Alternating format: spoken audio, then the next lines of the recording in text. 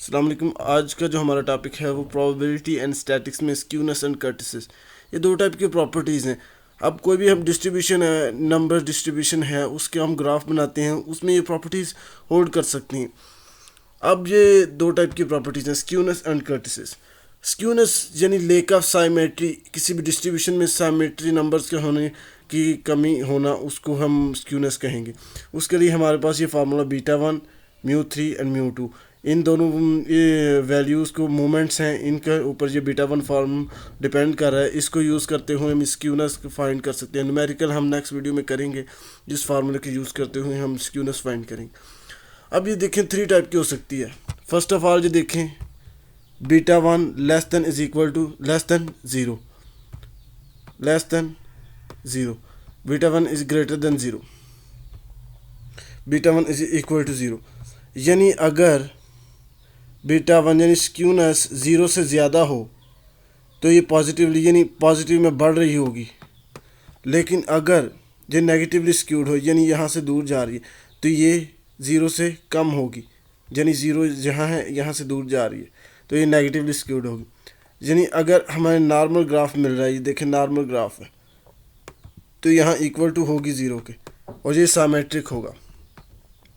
Basically हमें skewness symmetric graph की properties जो होती है वो ही बताती है।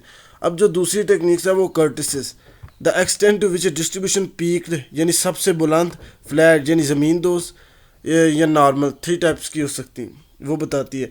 इसका भी हम फार्मूला है जिसे बीटा 2 कहते हैं, μ4 और μ2 की पावर 2। अब कर्टिसिस की ये देखें ग्राफ है, एक सबसे ऊपर है, पीक्ड है, ये फ्लैटनेस शो करती है। किसी भी डिस्ट्रीब्यूशन का जो ग्राफ बनता है उसकी फ्लैटनेस, चाहे वो ज़्यादा फ्लैट है, नॉर्मल है या पीक्ड है।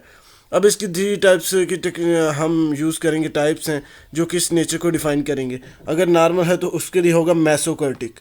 मेसोकर्टिक मीन्स बीटा 2 की जो वैल्यू आएगी हमें इस फार्मूला को यूज़ करेंगे, ये वैल्यूज़ फाइंड करके मूवमेंट्स की इसमें पुट करेंगे और देन बीटा 2 की वैल्यू अगर हमारी 3 के इक्वल आ रही है तो हम कहेंगे ये ग्राफ की जो डिस्ट्रीब्यूशन हुई है वो मेसोकर्टिक है, यानी बीटा 2 इज इक्वल टू 3 के है। अगर बीटा 2 बड़ी है 3 से यानी पीक्ड है तो फिर कहेंगे हम लेप्टोकर्टिक है, यानी हाई लेवल पर है।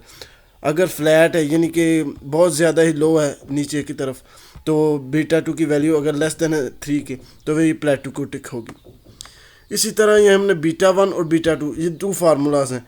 इन फार्मूलाज को यूज़ करते हुए न्यूमेरिकल में इसकी स्क्यूनेस और कर्टिसिस किसी भी डिस्ट्रीब्यूशन की फाइंड कर सकते हैं। ये एक वेरी इंपॉर्टेंट टॉपिक था प्रोबेबिलिटी एंड स्टैटिक्स में। That's all, thanks for watching this video.